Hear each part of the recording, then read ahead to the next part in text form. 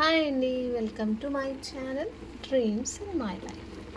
So ఈరోజు మేము చేసుకునే లంచ్ ఏంటంటే రైస్ అండ్ తోటకూర ఫ్రై. మా అత్తయ్య తోటకూర ఫ్రై ఎలా చేస్తారంటే తోటకూర అండ్ మిర్చి సాల్ట్ అన్నీ వేసి ఒక బౌల్లో వేసి ఉడకబెడతారు. తర్వాత దీన్ని పోపు వేస్తారు అనమాట. సో ఇటు రైస్ బాయిల్ అవుతుంది అండ్ ఇటు తోటకూర. నెక్స్ట్ దీన్ని మనం ఇది ఉడికాక ప్రాసెస్ ఏంటో మీకు చెప్తాను. సరే చూసేద్దాం మన తోటకూర ఎంతవరకు బాయిల్ అయిందో.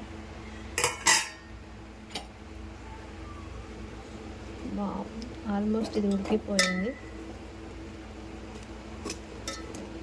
ఇంకొక 5 minutes తర్వాత దీన్ని తీయించి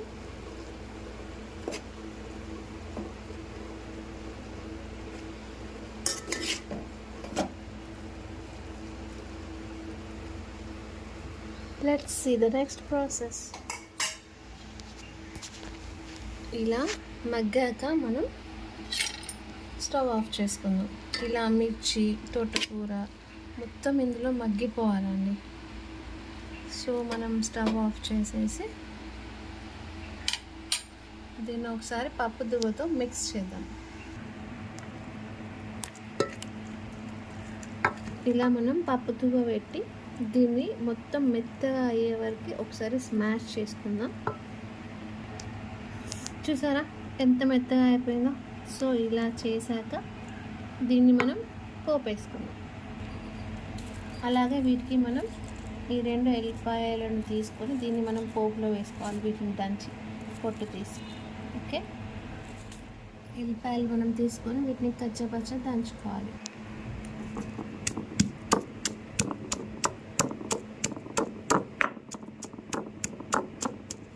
ఇప్పుడు మనం పోపు వేస్తాం. ఈ పావుతోటి నేను 1.5 పోస్తున్నాను.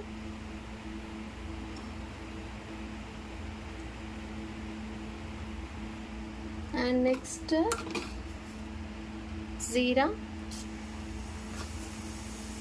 అండ్ ఆవాలు,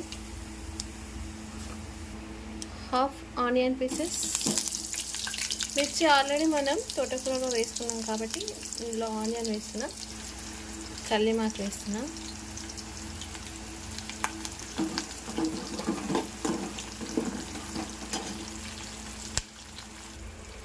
మనం దంచి పెట్టుకొని ఎల్లిపాయలు కచ్చపచ్చగా దంచుకొని ఇందులో వేసుకోవాలి. దీంట్లో అల్లం పేస్ట్ అవసరం లేదండి, ఇది వేసుకుంటే సరిపోతుంది.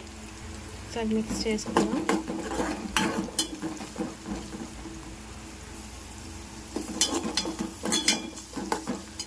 నెక్స్ట్ దీంట్లో కొంచెం పసుపు వేసుకుందాం.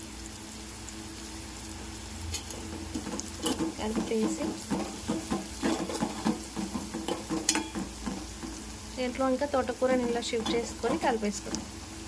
ఇలా అంతా వేసుకున్నాక మనం ఒకసారి టోటల్గా కలిపేసుకుందాం. ఇలా మొత్తం మిక్స్ చేసుకున్నాక ఒక 2 minutes ఇది వేడి అయ్యాక దీన్ని స్టవ్ ఆఫ్ చేసుకుందాం. అంతే అండి, తోటకూర ఫ్రై రెడీ అయిపోయినట్టే.